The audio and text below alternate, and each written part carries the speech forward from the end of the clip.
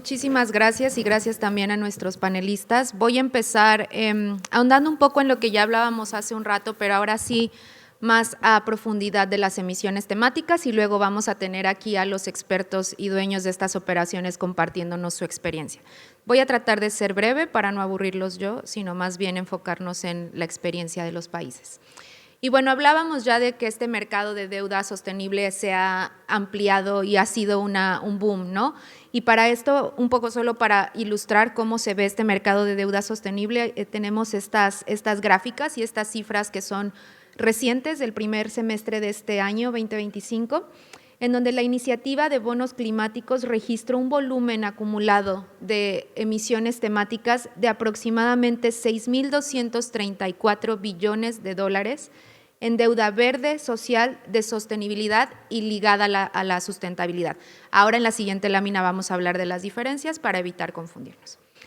Este primer semestre, los bonos alineados reflejaron un aumento del 17% con respecto al volumen semestral promedio registrado desde 2021, el boom del que hablábamos. Es decir, el mercado está pidiendo esto y la demanda está surgiendo y por lo tanto también la oferta está respondiendo a esta demanda.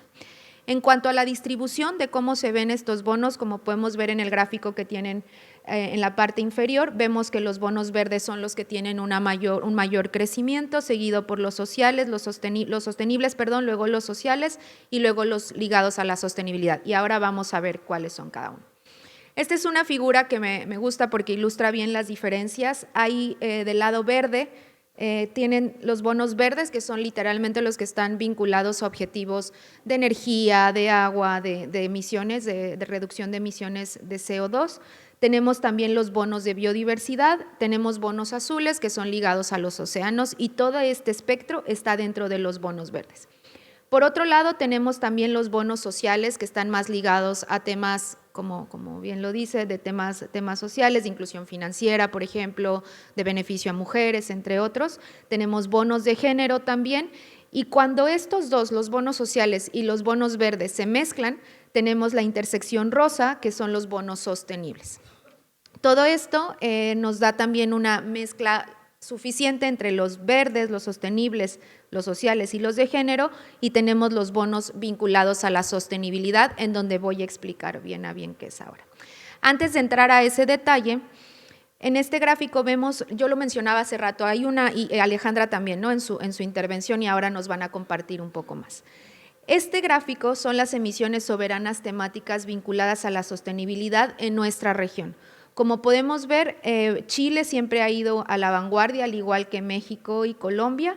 Tenemos por ahí con los bonos verdes a Chile y a Colombia con un 16% de las emisiones en la región. Los bonos sociales tenemos también a Chile, a Ecuador y a Guatemala.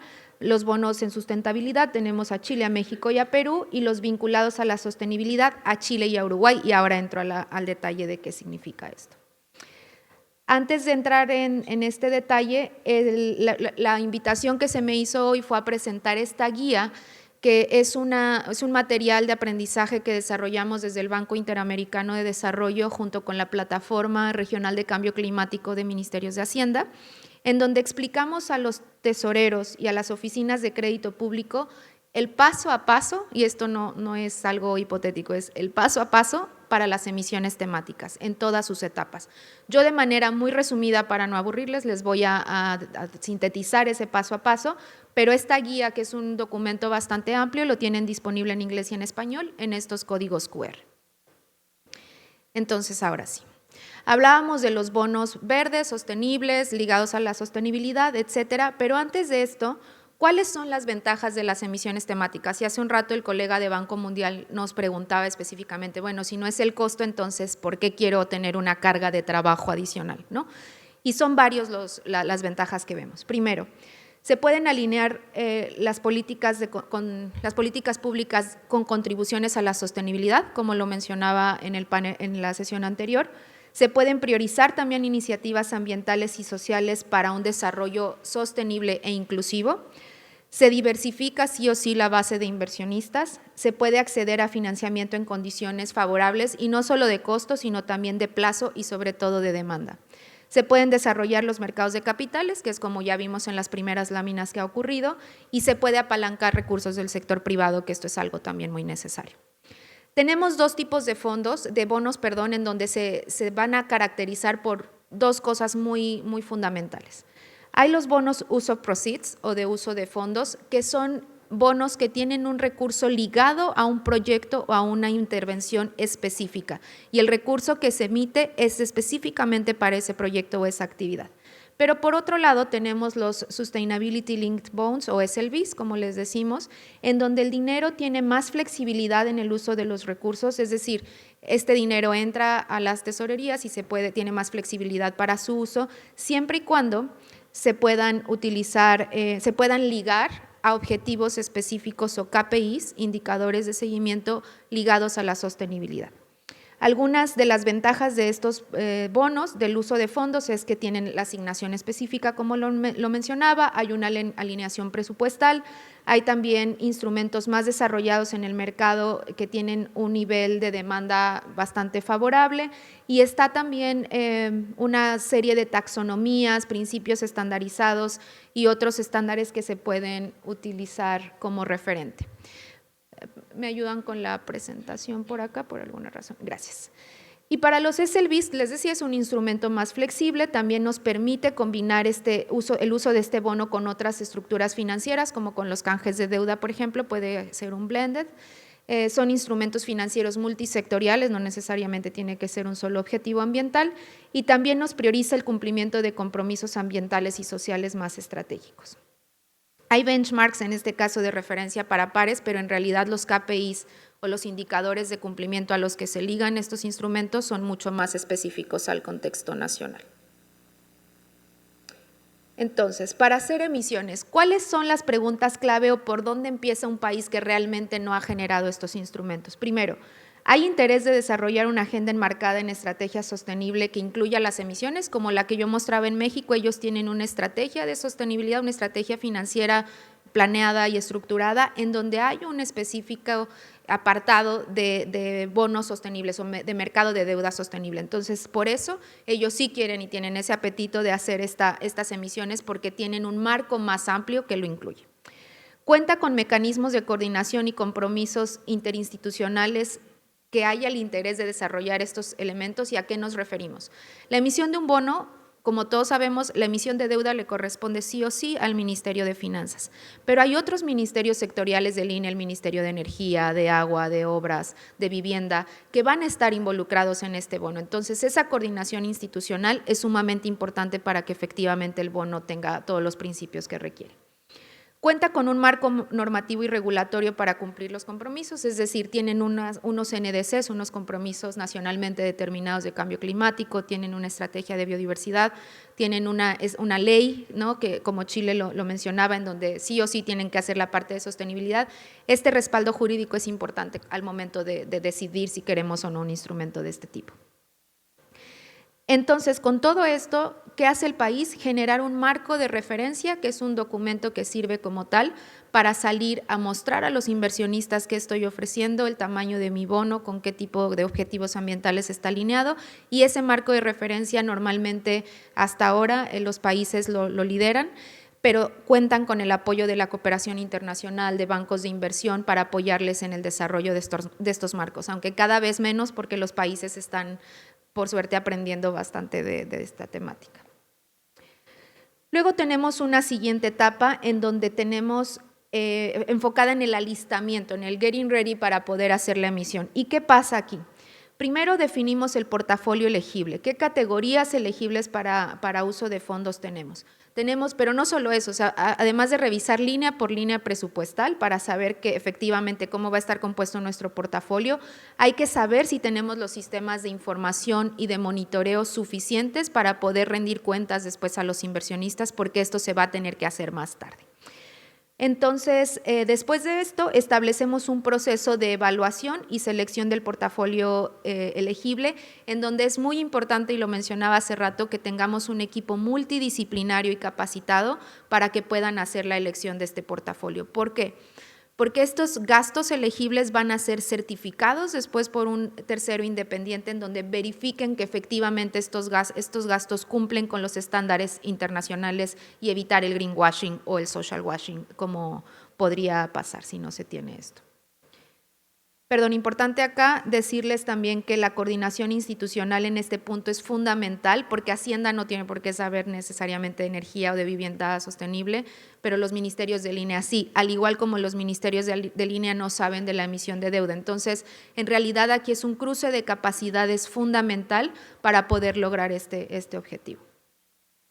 Después definimos la asignación y la gestión de recursos, en donde nos preguntamos, ¿contamos con procesos de asignación y seguimiento de fondos recaudados y la capacidad técnica para la trazabilidad de los mismos? Muchas veces no, y aquí se queda. O sea, ya por eso no podemos avanzar, o no juntamos el portafolio elegible, o no tenemos la manera de trazar los gastos, entonces, o no tengo acceso al mercado, entonces aquí nos quedamos, ¿no? Hay un compromiso de reporte, entonces nos preguntamos, ¿contamos con las capacidades institucionales para hacer reportes anuales? Porque todos estos bonos, sí, salimos a mercado, nos dan el recurso, pero cada año hay que estar reportando a los inversionistas en función del tipo de bono. En esta misma etapa, importantísimo, y este es un paso que no se puede saltar, es la obtención de la revisión externa y la opinión de segundas partes. Es aquí cuando un tercero independiente revisa todo nuestro marco, nuestro portafolio elegible y nos dice efectivamente tu marco de bonos es elegible para este instrumento. Normalmente es una entidad con un reconocimiento internacional como el Climate Bond Initiative, el ICMA, y hay otros proveedores de segundas opiniones como Sustainable Fitch, como S&P y otros más, ¿no? Entonces, después de tener este marco ya con la segunda opinión y obtener una recomendación de cómo debería, o sea, un dictamen de cómo está el bono, salimos a hacer un roadshow, que eso es una promoción que ustedes seguramente conocen, en donde dicen, este es mi bono, tiene estos objetivos, vemos a los inversionistas y entonces es ahí cuando generamos ese apetito y esa demanda. Después de ahí nos preguntamos si se requiere apoyo adicional para estructurar u obtener el bono, si hay procesos específicos de debida diligencia que se deban hacer, es en este paso en donde lo realizamos.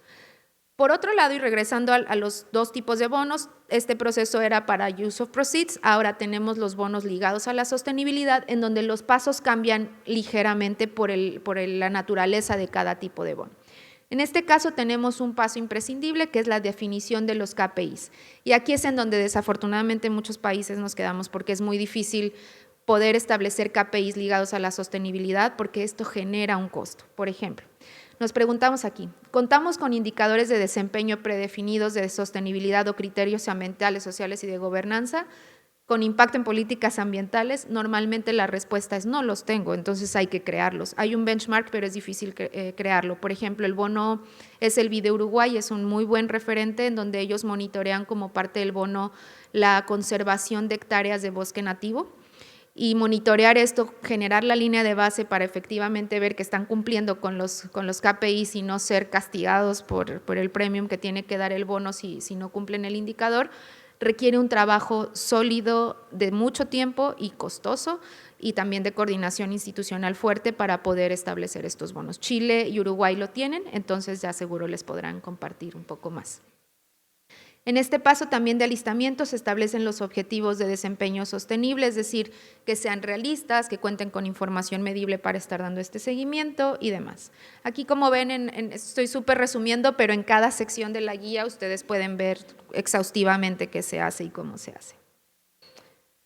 En este mismo punto de los bonos SLBs también definimos las características y las estructuras del bono, cuáles son nuestros compromisos de reporte, y esto ya es un poco igual que el tema pasado de los use of proceeds, simplemente en acuérdense que siempre nos vamos a fijar bastante más en los KPIs, que es el corazón del bono.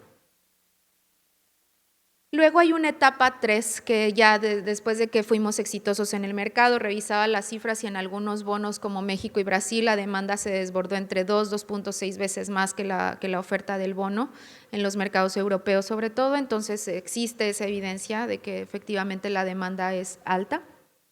En esta parte de la post-emisión, el emisor se compromete a mantener informado al inversionista sobre el uso de los fondos que compró, La información debe estar disponible, debe estar actualizada anualmente, publicada y socializada, todo el plazo en el que el bono está vigente. Entonces, año con año este trabajo se tiene que hacer y por lo tanto la coordinación y el fortalecimiento de capacidades internas para hacer estos reportes es también indispensable. Por supuesto, las oficinas van aprendiendo y cada vez los reportes se hacen de manera más natural e igualmente van contando con mayor información que la línea de base que hicieron al inicio.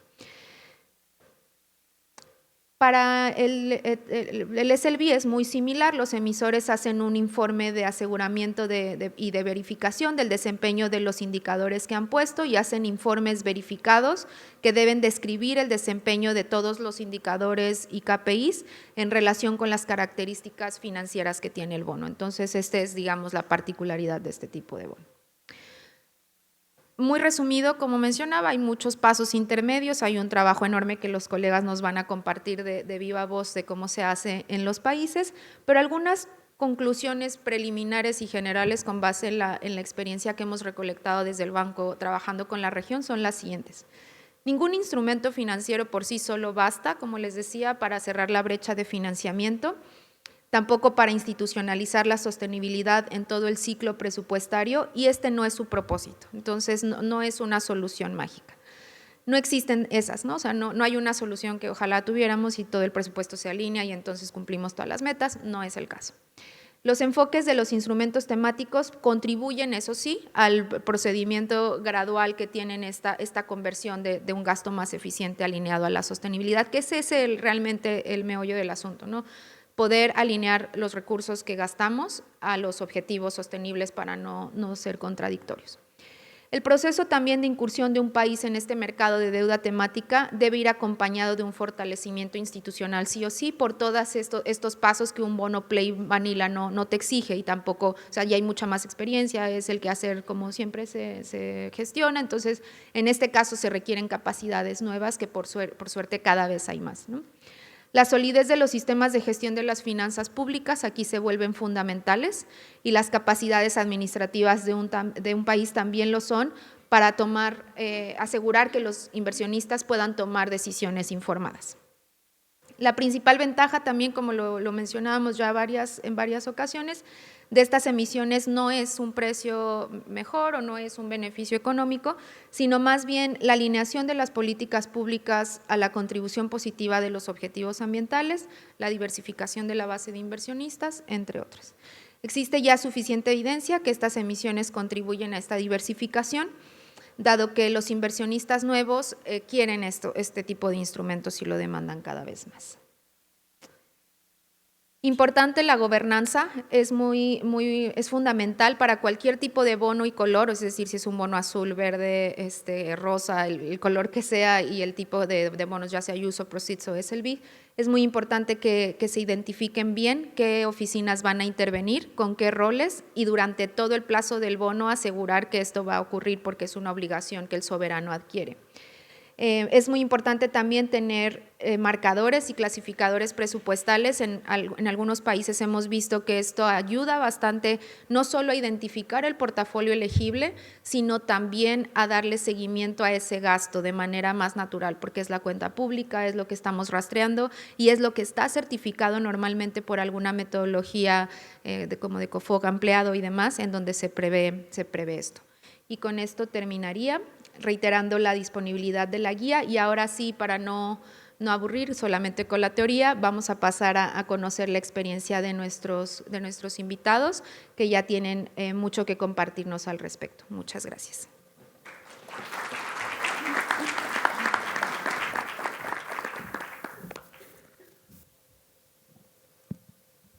Y para... No, quizás. Ahí está. Sí, listo, muchas gracias. Y bueno, para empezar, me gustaría invitar a Eduardo de Perú, que nos trae una presentación también de cuál es la experiencia de este país en la incursión de estos mercados y luego nos van a acompañar también Chile y República Dominicana.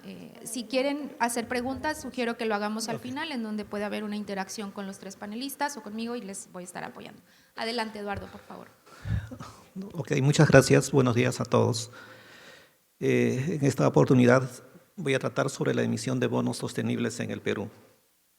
Perú ha asumido compromisos tanto nacionales como internacionales orientados a promover el desarrollo sostenible, entendido como la capacidad de avanzar en lo económico, lo social y lo ambiental de manera equilibrada y responsable. En el ámbito internacional, el Perú forma parte de los Objetivos de Desarrollo Sostenible de las Naciones Unidas, así como del Acuerdo de París, que orienta acciones concretas frente al desafío global del cambio climático. A nivel interno, políticas como el Plan Nacional de Competitividad y Productividad han señalado la importancia de impulsar mecanismos de financiamiento que permitan avanzar hacia un crecimiento más inclusivo, resiliente y orientado al bienestar ciudadano. En este contexto, se desarrolla el marco de bonos sostenibles, que constituye una herramienta financiera estratégica para movilizar recursos hacia iniciativas que generen impactos sociales y ambientales positivos. A diferencia de un bono tradicional, cuyo uso de fondos puede orientarse a cualquier necesidad de financiamiento del Estado, el bono sostenible compromete explícitamente a la asignación de recursos a proyectos con impacto verificable en áreas priorizadas.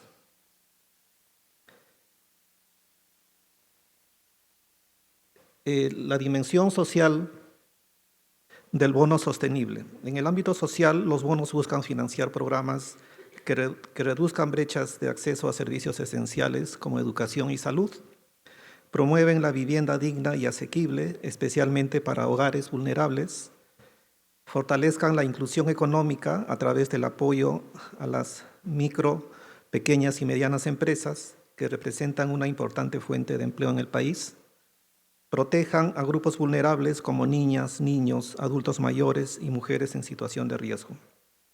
El propósito central es contribuir a un tejido social más equitativo, ampliar oportunidades y mejorar las condiciones de vida de la población.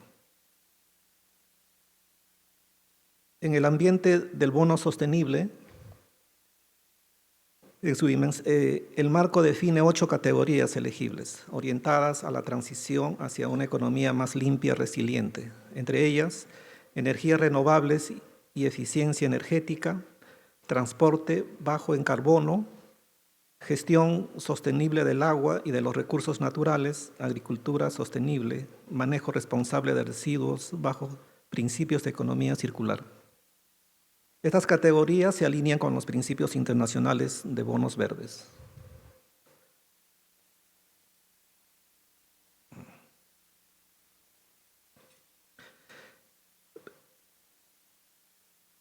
Promoviendo la mitigación del cambio climático, la adaptación y conservación de la biodiversidad. La lógica es clara: avanzar hacia el desarrollo sin comprometer el patrimonio ambiental del país.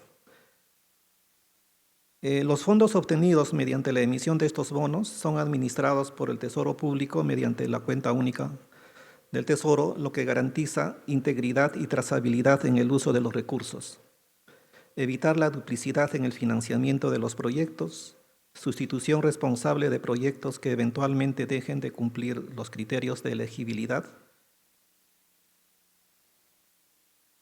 Estas prácticas fortalecen la confianza de los inversionistas y contribuyen a posicionar al Perú como un emisor comprometido con estándares internacionales de transparencia y sostenibilidad. Desde el 2021, Perú ha emitido 5 bonos, 4 de ellos son sostenibles y uno es de carácter social. O sea, tenemos ahí el bono social fue un bono en euros por 1.000 millones, que en dólares es como 1.148 millones. Y todo el resto, los bonos en el 2021, 2 bonos globales por 3.250 millones. Y en el año 23 y 24 se emitieron bonos soberanos, o sea, bonos en moneda local por 2.500 y 1.847 millones respectivamente. En síntesis, la emisión de bonos sostenibles representa no solo una estrategia financiera, sino una decisión de política pública orientada a un modelo de desarrollo con responsabilidad social y ambiental. Con este instrumento, el país avanza en la reducción de brechas, la protección de ecosistemas y la generación de bienestar para la población, alineando las finanzas públicas y el desarrollo sostenible como un proyecto país. Gracias.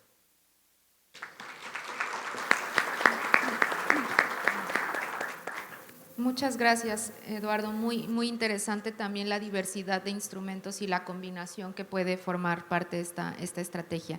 Ahora le pediría a Alejandra de Chile, que ya nos dio un contexto esta mañana, pero ahora nos va a hablar un poco más de la experiencia de su país en esta temática. Alejandra, adelante, por favor. Muchas gracias. Solamente para reforzar lo que ya presenté en la mañana y concentrándome en la temática que estamos viendo ahora, quiero tocar dos puntos que probablemente en la mañana no pude profundizar, que son elementos fundamentales cuando uno se quiere ya diversificar en cuanto a la política fiscal de un país, que es primero, tal como se señaló, el tener KPI, que en realidad es el gran desafío, y en este caso también una gobernanza, que yo creo que son dos elementos fundamentales que uno tiene que tener muy claro antes de la emisión de estos distintos bonos que van en un sentido a financiar una política pública en específico. En el primer punto, ahí solamente también para profundizar, en el caso de Chile, también al igual que la política de responsabilidad fiscal que se estableció en el año 2000, también en el año 2000 se estableció una forma donde los distintos servicios públicos, año a año, en conjunto con la ley de presupuesto, nosotros tenemos que dar cuenta tanto no solamente de nuestra ejecución presupuestaria, sino que también del logro de indicadores.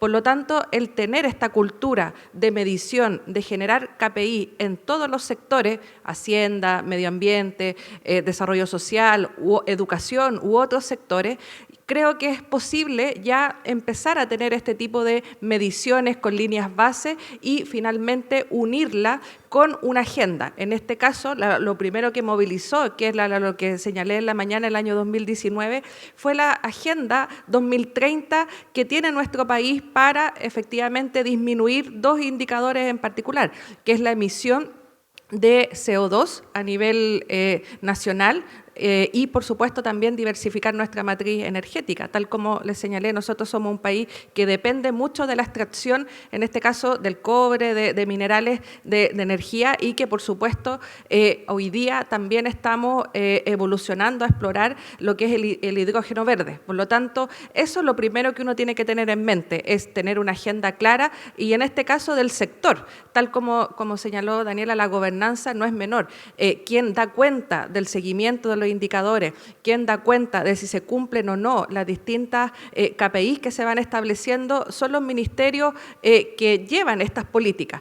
Pero también hay un desafío, en este caso para Tesorería, también para el equipo, por supuesto, del Ministerio de Hacienda, que generan la deuda pública, de también empezar a hablar en el mismo lenguaje. Yo creo que eso también es un desafío cuando uno tiene que empezar a hablar de estas temáticas, no solamente rendir cuenta desde el punto de vista de las inversiones, sino que también ir dando cuenta a los distintos sectores de un país de cómo vamos avanzando en lograr o no las métricas que establecieron el origen de esta emisión. Y, por supuesto, ya aventurándonos con la primera emisión del año 2019, empezó a incorporarse el siguiente concepto, que son los bonos sociales, tal como se presentó una mezcla cuando uno parte con la emisión de los bonos verdes, unido principalmente a disminuir nuestra huella de carbono. Por otra parte están los bonos sociales, principalmente orientados a la educación, a la vivienda y, por supuesto, a otras temáticas que se demandan por parte de la ciudadanía, pero cuando se juntan ambos mundos, surge el concepto de los bonos sostenibles. Por lo tanto, ir juntando esas métricas, ir juntando los avances, en realidad es un trabajo que efectivamente genera mayor miradas y, por supuesto, mucha coordinación interministerial. Y en el caso de Chile, quien ha ido tomando siempre el liderazgo, por supuesto, encabezado por el Ministerio Ministerio de Hacienda, donde nosotros dependemos directamente, pero ahí Tesorería también ha jugado un rol fundamental en también dar un rendir cuenta en forma permanente en qué están las inversiones, dónde se están colocando y para qué también se están utilizando los recursos, que esa es la parte que hace el sector ministerial en particular. Y yo creo que esa coordinación es un factor de éxito que tiene que estar presente a la hora de emitir estos distintos bonos, tanto sociales como sostenibles. Y, por supuesto, ahí para seguir en la... No sé, ahí se desconectó la presentación. Era mostrar la misma slide que había mostrado, que es la composición de cómo ya está evolucionando nuestro portafolio. No quiere avanzar, pero es mostrar ya la composición que en realidad nosotros ya estamos alcanzando el 70-30. Así que eso es lo que quería comentar, que en realidad efectivamente entrar en este camino exige, y ahí por eso quiero recalcar estas dos ideas fuerza, tanto tener mediciones, dar cuenta a los inversores, pero también tener gobernanza, que la gobernanza ahí efectivamente ahí es donde ya nos da esta torta, donde efectivamente ya las inversiones para nosotros al cierre del año 2024 ya nos dan este 70-30. Por lo tanto, eso creo que marca y, por supuesto, el acompañamiento de organismos internacionales que ha tenido nuestro país también es parte de ir generando esta nueva gobernanza en dar cuenta de cómo se generan nuestras inversiones. Así que eso quería profundizar ya en este panel. Por supuesto, en la mañana tuve la oportunidad de no solamente exponer de los bonos, sino que también cómo estos bonos temáticos tienen que ir unidos a una responsabilidad fiscal y sostenibilidad de mediano plazo. Así que eso quería complementar, por supuesto, para este panel. Muchas gracias.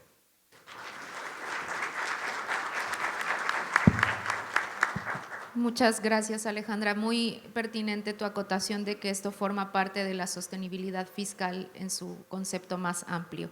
Y para eso le pasaría ahora la palabra a Celia, de República Dominicana, que también nos va a compartir su experiencia. Gracias, Celia.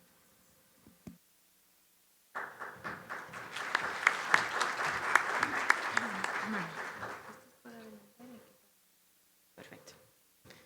Muchísimas gracias y buenos días todavía a todos. Para mí es un placer poder compartir en este escenario la experiencia de República Dominicana en el tema de la emisión de bonos verdes, bonos temáticos. La verdad que luego de la intervención de Daniela y de los demás compañeros se hace bastante más fácil y fluido porque es básicamente ver cómo estas diferentes características normativas o procesos que establecen o que requieren este tipo de instrumento, pues cómo lo llevamos a la práctica en el caso de República Dominicana.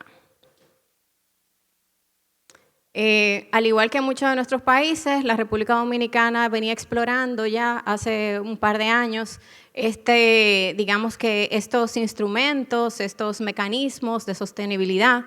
Había un firme compromiso de alcanzar un desarrollo que se mantiene, por supuesto, un desarrollo integral y sostenible vinculado a todo lo que es el ambiente social y al medio ambiente, en línea con los objetivos de desarrollo sostenible.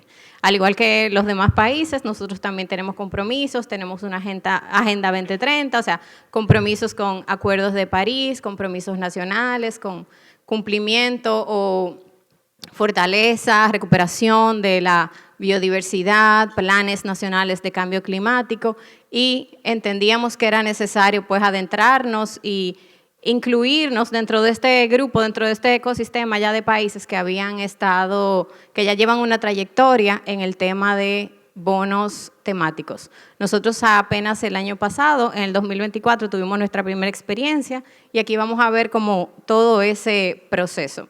A finales del 2023, decir que definitivamente el acompañamiento de los organismos internacionales en este proceso fue vital, tener la oportunidad de realizar o tener diversas interacciones, ver las experiencias de otros países. Me complace ver aquí países que en su momento tuvimos consultando de manera directa o explorando ya sus marcos desarrollados, como es el caso de Chile, como es el caso de México, Brasil, Colombia.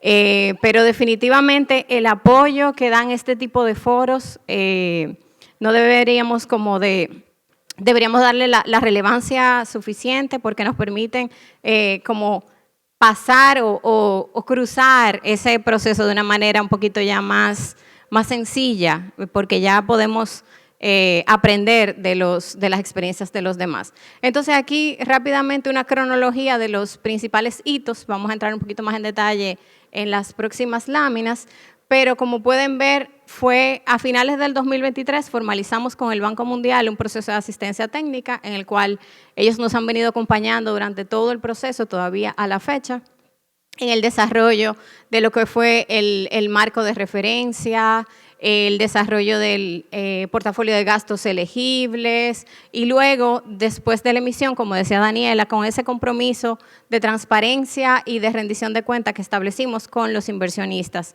en el tema de desarrollos de los reportes de asociación de fondos y reportes de resultado de impacto de cómo esos proyectos a los cuales vinculamos estos recursos de la emisión del primer bono verde de la República Dominicana, cuál es el resultado, cuál es el impacto que han tenido en el medio ambiente. Entonces, si pueden ver, es una trayectoria un poco extensa, todo el 2024 y todavía a la fecha de hoy nos encontramos en, digamos que en esa fase final de esos primeros reportes, en el caso de asociación de fondos, lo tuvimos publicando y presentando en julio del 2025 y se espera que antes de concluir el año, pues entonces ya tengamos listo y publicado nuestro reporte de impacto y de resultado de los gastos. Entonces vamos a entrar un poquito en detalle en estos hitos logrados. Aquí podemos ver ese primer portafolio de gastos elegibles que nosotros construimos. El marco de referencia de la República Dominicana es un marco de bonos verdes sociales sostenibles. En el caso de, como pueden ver, la parte social tiene un componente bastante importante, es un 84% de ese portafolio total. En nuestro caso, nuestro país tiene un componente importante o programas de subsidios sociales y eso se pudo ver reflejado definitivamente en esa construcción del portafolio de la República Dominicana. La gobernanza, lo han mencionado ya anteriormente, sumamente importante, fue uno de los aspectos primordiales que nos estuvieron comentando y al preparar esta presentación me llegaba a esas primeras conversaciones, inicios, reuniones, donde como Hacienda pensábamos que para hacer tal vez el proceso un poquito más rápido, Hacienda iba a poder hacer todo solo. Definitivamente nos dimos cuenta que no era así. Hay un proverbio africano, creo, que dice que si quieres llegar rápido, vaya solo, pero si quieres llegar lejos, ve acompañado. Y nosotros pudimos evidenciar esto.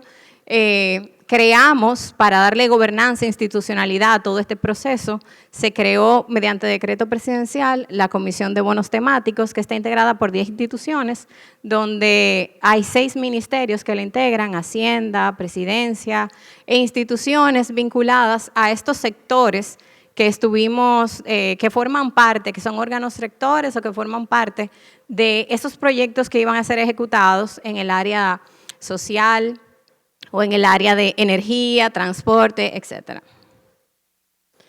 Esta comisión de bonos temáticos, dentro de sus funciones, básicamente está evaluar los gastos elegibles, acompañar, hacer de este proceso un proceso colaborativo.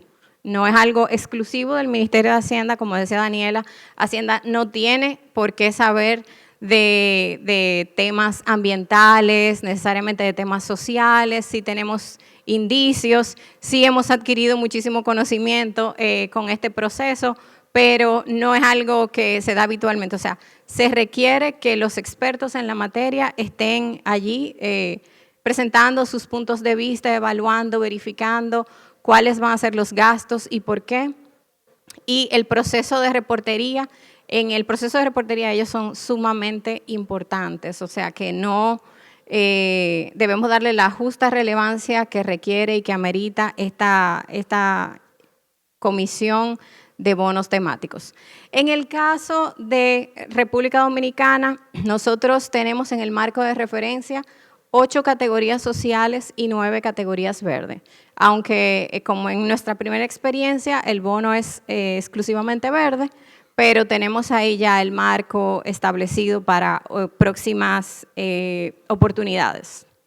En el caso de es un bono use of proceeds, en el caso de uso de fondos, algunos compromisos con los cuales nosotros nos comprometimos frente a los inversionistas es, como ya decíamos anteriormente, el tema de la reportería. Nuestro marco de referencia establece reportes no hasta la vida total del bono, sino hasta el monto, hasta que sean asociados en la totalidad de los fondos netos percibidos por la República Dominicana mediante la emisión de este bono. Y en este primer reporte que se publicó en julio, nosotros ya presentamos la asociación total de los recursos, o sea que digamos que por lo menos en esta oportunidad es un proceso que solo vamos a realizar en una ocasión. En el uso de fondos, igual, dentro de estos compromisos que establecimos, es que se iba a asociar por lo menos el 50% de los fondos percibidos al año de la emisión o a años futuros, estableciendo el compromiso de que al menos el 50% de los recursos requeridos iban a ser asociados a gastos vigentes del año o futuros. Aquí, cumpliendo con lo que establecía Daniela, este tipo de instrumentos tienen características distintas, adicionales a lo que es los vanilla, los tradicionales que tenemos en el mercado, y nosotros, dando cumplimiento a este proceso de verificación, en junio del 2024, previo a la publicación del marco de referencia, contamos con la verificación de este marco por parte de la empresa Chase of Greens, que pertenece al grupo S&P Global Ratings, y básicamente estos verificaron que el marco de referencia de República Dominicana estaba alineado a los estándares internacionales en términos de principios de bonos verdes, sociales y demás. Y no, como pueden ver allí, y lo pueden ver también disponible en nuestra página web, destacaban que no se hallaron ninguna debilidades que reportar durante el proceso de verificación. Aquí un poco de las categorías verdes que tiene nuestro marco y cómo está, digamos, cuál fue la asignación que se realizó por parte de la compañía S&P en términos de, según la metodología que ellos utilizan, siendo la categoría de transporte bajo en carbono, energía renovable, conservación de la biodiversidad y adaptación al cambio climático, las que obtuvieron una calificación un poquito más robusta. Ya una vez que contamos con este proceso tenemos ya la documentación necesaria que ameritan este tipo de instrumentos, en junio del 2024 fue básicamente todo bastante ajustado, mucho trabajo durante ese primer semestre del 24. En junio, la República Dominicana entonces emite su primer bono verde, y aquí algunas características del mismo. Es un bono de $750 millones con un cupón de 6.6% y un vencimiento de 12 años. Como mencionaban en diferentes oportunidades, uno de los aspectos que sí podemos decir, identificamos que había un apetito importante, y fue digamos que el mensaje que transmitieron los inversionistas en su momento, tanto previo al proceso, en los procesos de roadshow, como posterior a la emisión. Este bono específicamente tuvo una demanda de 6 veces más de lo que se había estado proponiendo, y vimos de manera importante una diversificación en la cartera y en la base de inversionistas de la República Dominicana, siendo coherente con lo que mencionaba Daniela, de que veíamos una fuerte presencia, sobre todo en la diversificación de inversionistas de Europa.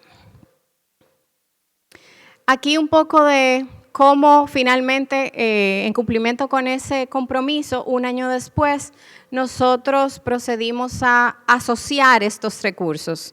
Dando cumplimiento al establecido, vemos que más del 50% fue asociado a gastos elegibles de 2024 y el resto en 2022 y 2023, pues lo admite nuestro marco, y entiendo que es parte también de viendo las experiencias anteriores o de otros países, es usual también hacer asociación en T-2. Y aquí un poco ya en términos de monto, ¿cuáles fueron las categorías? Elegimos de las 5 categorías en su momento, siendo transporte bajo en carbono la categoría con mayor asociación de recursos para un 60.6%. Este reporte, al igual que el marco, fue los reportes según lo que está establecido en nuestro marco de referencia, y vemos también que comparándolo con otros pares de la región y fuera de la región, la obligación de verificar el tema de reportes está más bien vinculada al informe de asociación. Sin embargo, nosotros hemos establecido el compromiso de verificar ambos reportes, tanto asociación como el de impacto. En el caso del informe de asociación, elegimos dentro de un universo de verificadores independientes o de firmas auditoras, elegimos la firma Sustainalytics, y alguna de las condiciones o de las características que tomamos en consideración a la hora de hacer la selección era que hubiese un equipo de habla hispana, sobre todo para el proceso de interacciones con las unidades ejecutoras, que no necesariamente traducen o tienen una fortaleza en el idioma inglés en términos más técnicos de ejecución de los proyectos. El cronograma de trabajo para nosotros era algo importante, que fuera algo que se pudiera realizar en un timeline no muy extenso, el precio competitivo y que tuvieran, por supuesto, experiencia en verificaciones previas en América Latina, Caribe y obviamente en bonos verdes. Aquí un extracto igual de ese reporte de asociación o esa verificación por parte de Sustainalytics. Y aquí algunos presentar o plasmar los próximos pasos, dónde nos encontramos en términos de nosotros como país en esta primera experiencia y comprometidos con, como decíamos, hacer ambos reportes y verificar ambos reportes. Para nosotros el próximo paso definitivamente es concluir el reporte de resultado de impacto, que definitivamente ha sido uno de los desafíos más importantes.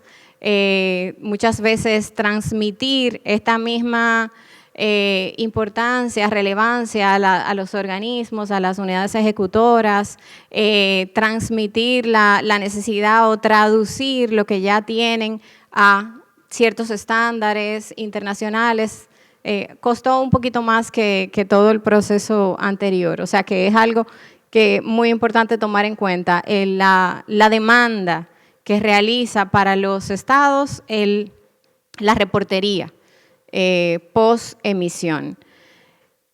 Otro aspecto que nosotros leemos en el marco de la Comisión de Bonos Temáticos, entendemos relevante, es establecer un protocolo interinstitucional donde haya un compromiso de flujo de información estandarizada, como decía previamente, para que este proceso o los procesos futuros, porque hay un compromiso firme de que esto no sea una única emisión, sino que sea parte de un programa de sostenibilidad que adquirió el Estado Dominicano. Entonces, establecer términos de frecuencia, tipo de información, formularios, etcétera, para nosotros entendemos que es de gran relevancia y esperamos plasmar en este protocolo interinstitucional.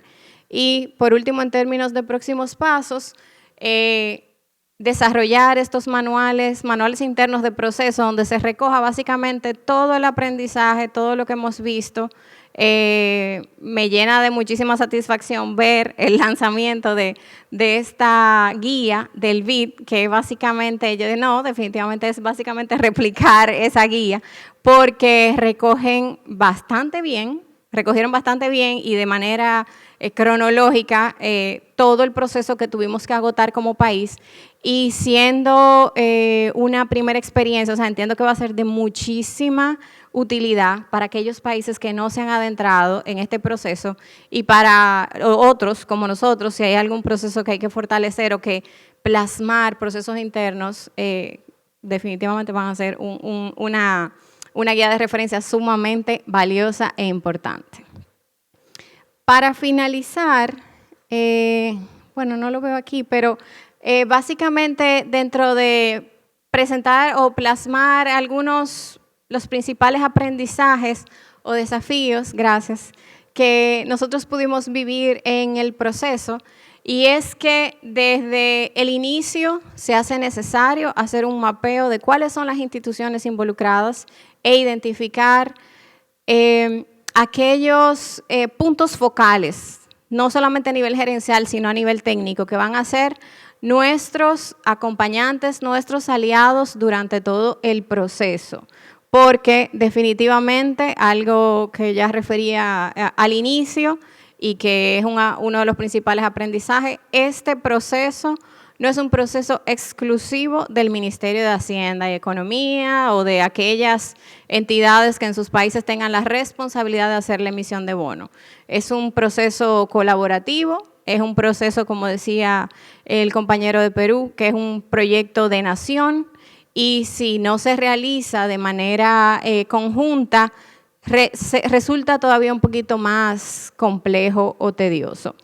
Y por último, necesario realizar jornadas de socialización y de transferencia de conocimiento para dar a conocer este tipo de instrumentos y sus características. Para nosotros, como Hacienda, era muy fácil entender lo que es un bono y entender las terminologías, pero cuando traducíamos esto a unidades ejecutoras, que su rol es tal vez la gestión del agua, la gestión de la salud, se hacía un poquito más desafiante, o sea que nos funcionó bastante bien realizar jornadas constantemente de socialización y de conocimiento o de transferencia de conocimientos, para que entonces todos podamos en un esfuerzo mancomunado pues llevar y salir adelante con este proceso. Muchísimas gracias.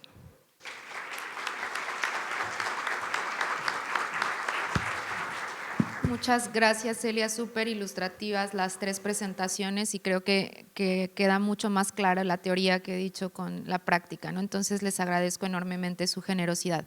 Me gustaría tomar algunas preguntas de los oyentes, no sé si hay alguna pregunta y por favor nos digan a quién va dirigida, por favor. Veo dos también por allá, pero vamos primero acá y después de este lado. Gracias. Sí, buenas tardes para todos. Antes que nada, felicitaciones a los panelistas. Me llamó mucho la atención el bono temático social ligado a sostenibilidad fiscal. Lo que estuve reflexionando es que en Paraguay nosotros tenemos en nuestra ley de que la deuda no puede financiar gastos corrientes. Entonces, quisiera saber ¿Cómo evalúan el impacto de los gastos sociales en la sostenibilidad fiscal y en la experiencia internacional también?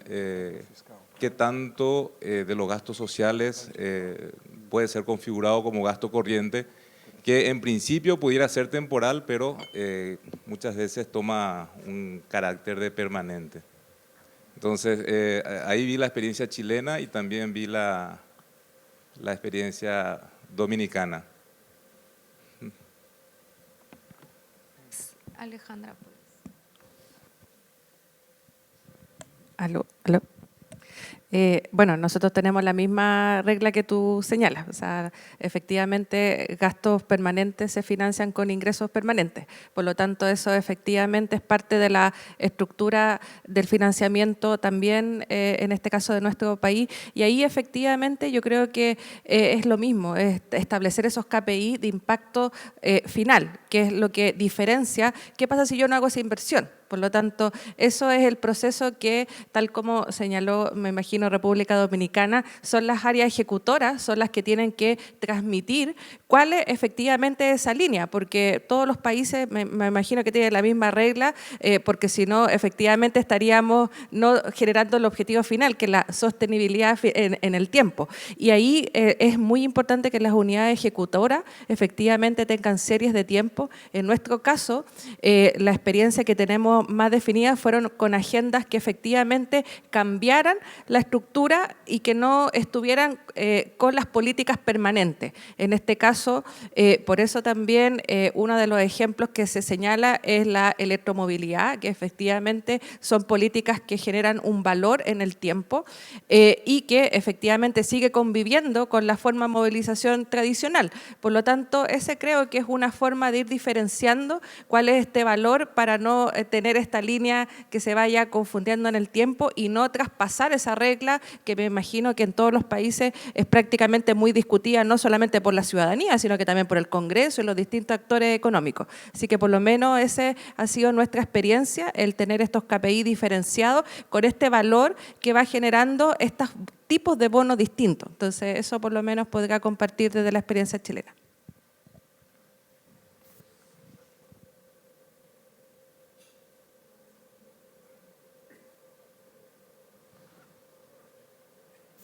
Sí. Ok, bueno, en el caso de República Dominicana, muy similar al caso de Chile, igual nosotros tenemos restricción de gasto corriente, de financiamiento de gasto corriente o de funcionamiento.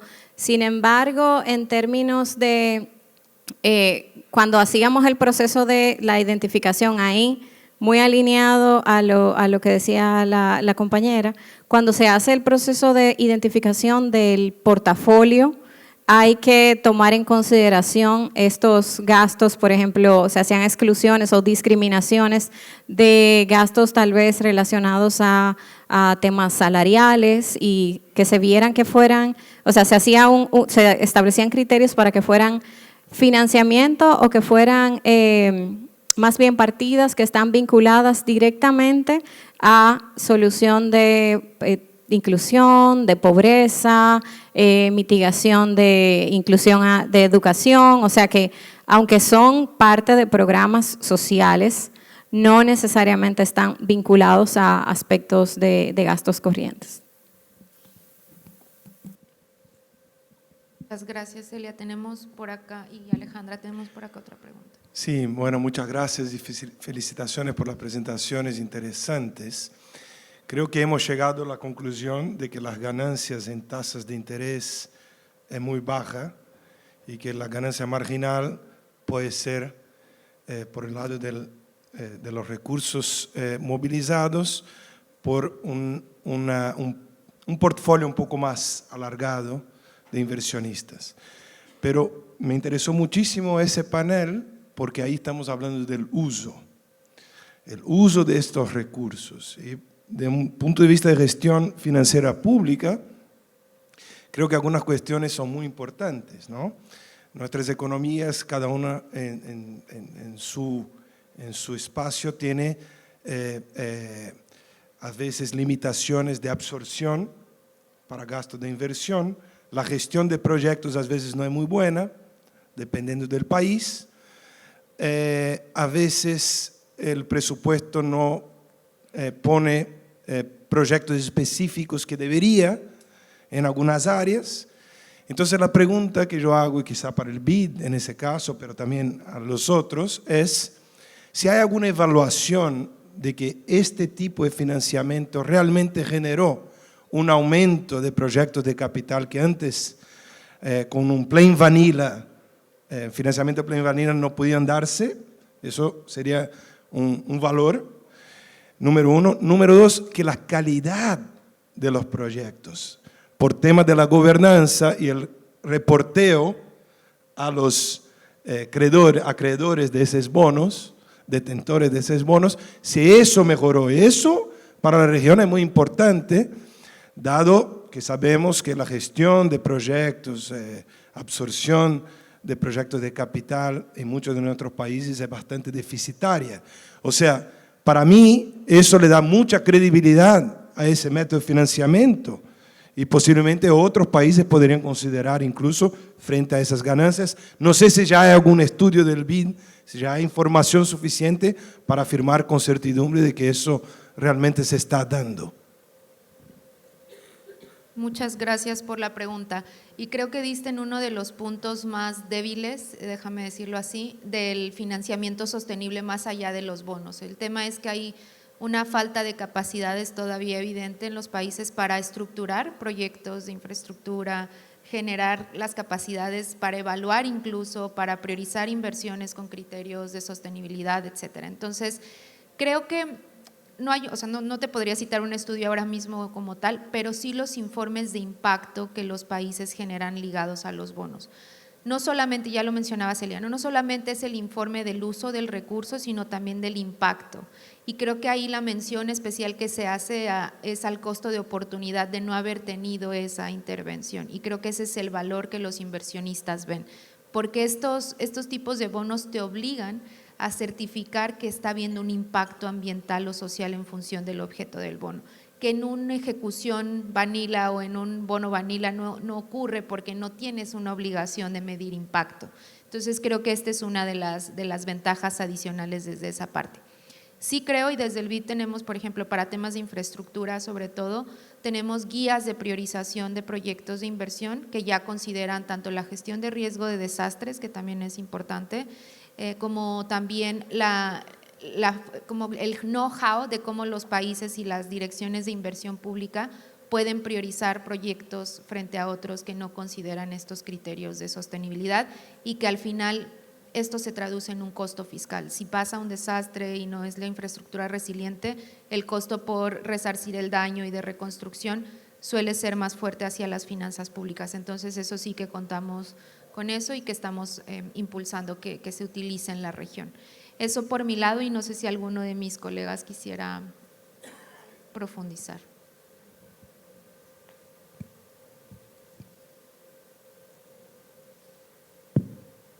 Sí, solamente que quisiera también añadir es que es cierto que todos sabemos, creo, el endeudamiento no puede financiar gasto corriente. Sin embargo, el gasto, los ingresos, digamos, de recursos ordinarios sí pueden financiar proyectos, ¿no? O sea, lo que quiero decir es que no necesariamente los proyectos son financiados enteramente con recursos por endeudamiento. Entonces, lo que hace este mecanismo es buscar proyectos que puedan haber sido financiados con recursos ordinarios y asociarlos a esos gastos, digamos, para cumplir con este propósito, ¿no? Solamente quería.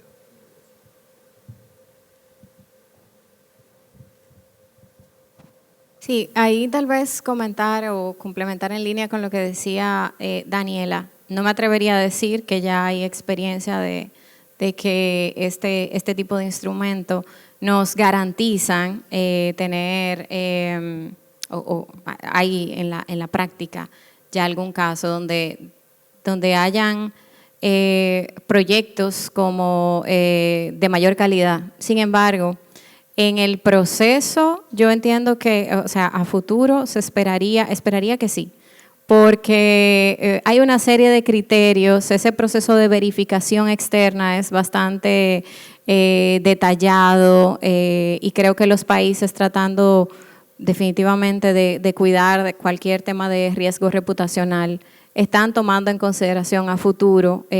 Nosotros mismos cuando decíamos, o sea, cuando uno va al proceso de a cuáles proyectos voy a asociar estos recursos que se emitieron, tengo de antemano, aunque falta un año, tengo que ir verificando, validando que de verdad eso cumple con todos los criterios establecidos por estándares internacionales, ICMA y demás, porque obviamente no quiero sacar una mala nota. y eso nos lleva luego a volver la vista sobre estos proyectos o sobre estos portafolios que son dinámicos para procurar ir fortaleciendo las características de estos proyectos, tal vez ser un poquito más rigurosos a la hora de formular o de estructurar proyectos, porque definitivamente entendemos que lo que sigue adelante es, o sea, la trayectoria, y lo que se persigue es continuar en este proceso de utilización de estos mecanismos o de estos instrumentos novedosos y sostenibles. O sea que entendería que sí, que a futuro nos lleva a verificar que sean proyectos que cumplan con los criterios, o nos da ya el conocimiento previo para fortalecer lo que de antemano sabemos que está un poco débil y que necesita realizar ciertos ajustes.